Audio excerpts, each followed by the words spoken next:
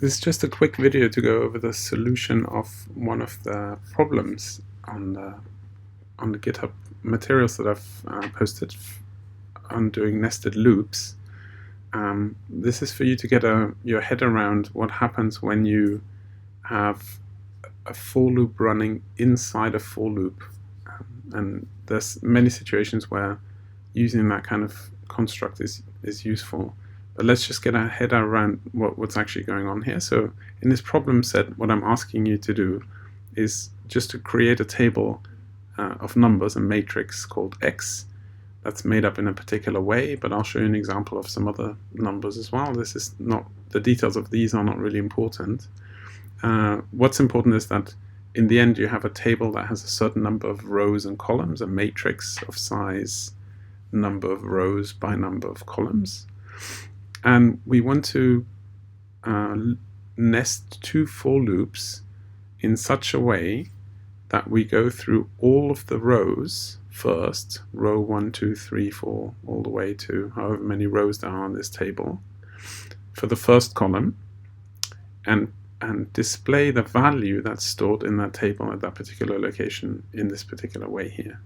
So one way to think about this is that we have a two-dimensional set of numbers that are laid out in this rectangular grid, and we are going down the rows first for column 1, and then we're going to go down all of the rows for column 2, and so on and so forth. So we're actually exploring the table column-wise, if you think about it.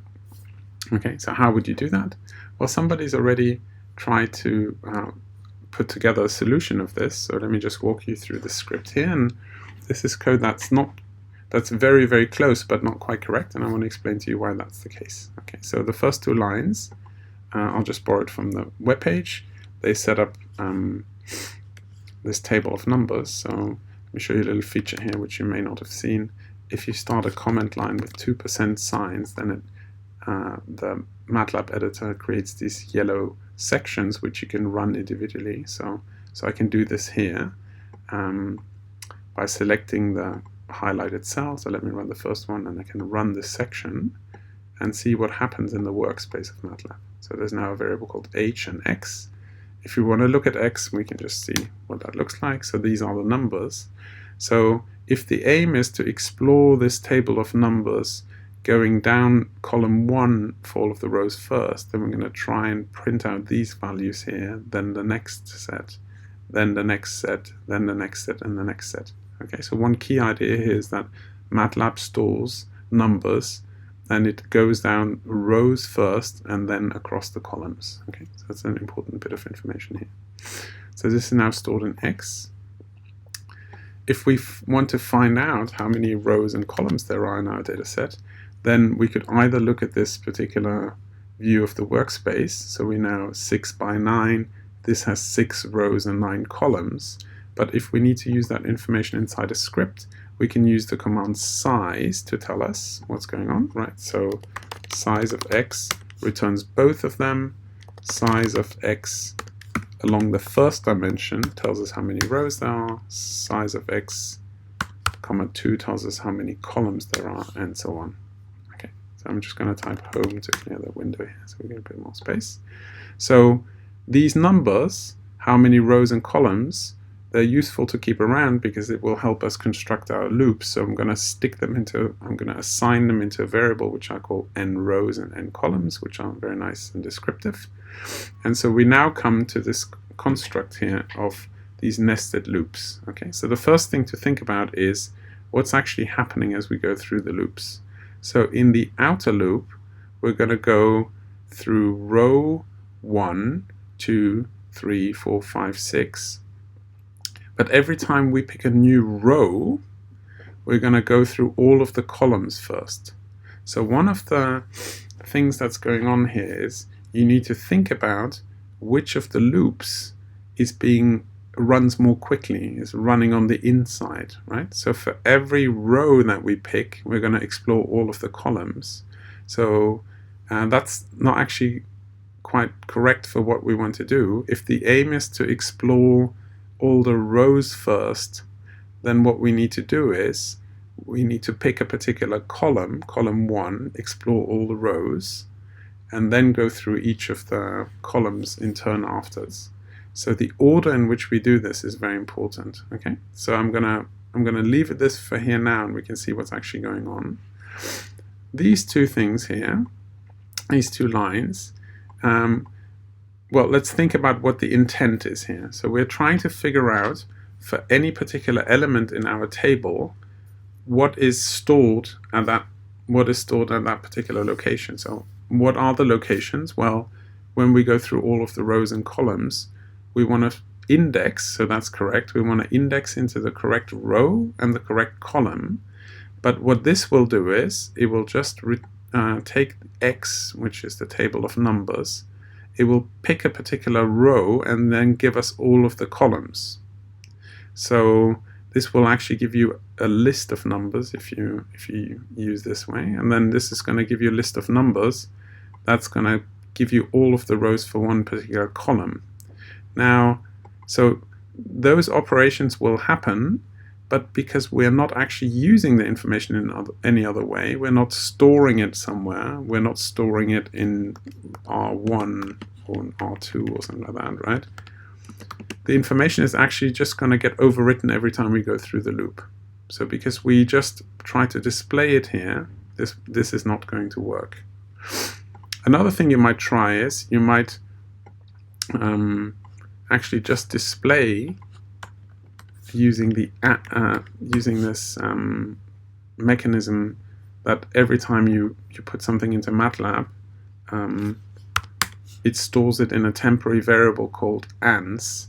But this is very unsafe, because ans is not always guaranteed to contain the right thing. So anytime you're tempted to use ans, the current answer that MATLAB is storing in its working memory, this is not a safe operation. You're better off actually storing it in a variable, and then you can uniquely identify that bit of information. Okay, so what we can do is, we can store the information at a particular row and column in a variable that gets overwritten every time we go through the loop. So we could call that the current value, for example, is equal to, and we're going to specify both the row and the column at which that information is stored. Okay, so I'm just going to put a semicolon at the end, so I'm not actually going to print it out here, I'm just going to store it.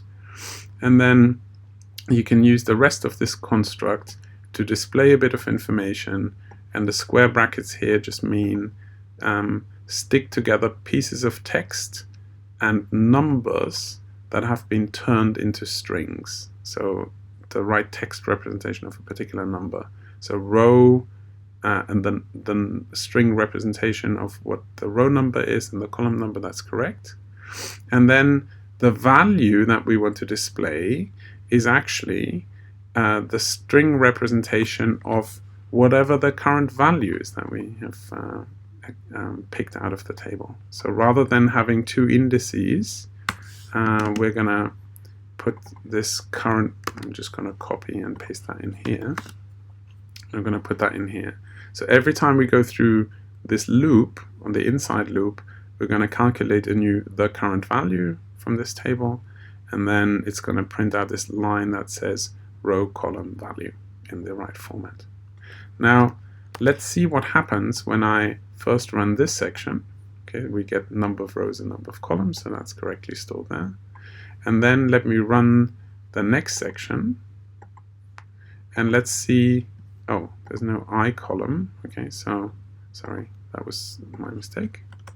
It's I col in this particular piece of code.